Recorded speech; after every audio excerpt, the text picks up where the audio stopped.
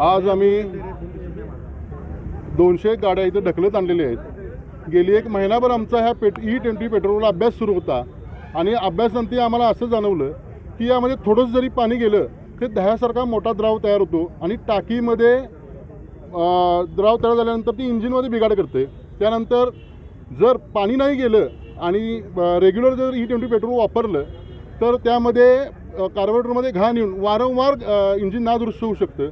सगळ्यात महत्त्वाचं, ब्राझीलमध्ये 1980 साली E20 पेट्रोलचा वापर झाला होता।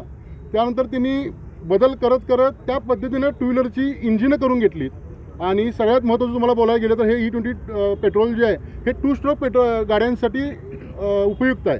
आपल्या भारतामध्ये 95% 4 स्ट्रोक गाड्या आहेत आणि समजा हे पेट्रोल जर नाही बंद झालं 2 वर्षामध्ये मिनिमम 2 वर्षामध्ये सगळ्या टू व्हीलर भंगारात घालायला लागतील। आज आम्ही तो विषय महत्त्वाचा, गडकरी साहेब यात जास्त बोलत आहेत की बाबा जो कोण पुरी कोण काय भजी काय नाव आहे त्यांचं आपल्याला काय पूर्ण माहीतसुद्धा नाही। 4-5 मंत्री या केंद्र शासनात दिसतात, ते मंत्री कधीच या विषयावर बोलत नाहीत। नितीन गडकरी साहेब मात्र रोज इथेनॉल ह्या विषयावर बोलत आहेत। त्या संदर्भात आम्ही आज जिल्हाधिकाऱ्यांना भेटायला आलो आहे आणि आमची व्यथा मांडायला आलो की तुम्ही हे शासनापर्यंत कळवा। एक तर आधीच प्रचंड महागाई आहे, पेट्रोल तुम्ही ज्या दरानं देता त्या दरानं लोक गपगुमान घेत आहेत आणि तुम्ही त्या दरानं घेऊनसुद्धा भारत स्वतंत्र झाल्यापासून आतापर्यंत इतकं कधीच पेट्रोल महाग झालं नव्हतं। त्या दरानं नागरिक पेट्रोल घेत आहेत, तरीही तुम्ही शुद्ध पेट्रोल त्यांना देत नाही। या विषयासाठी आम्ही जिल्हाधिकाऱ्याला आलो आहे।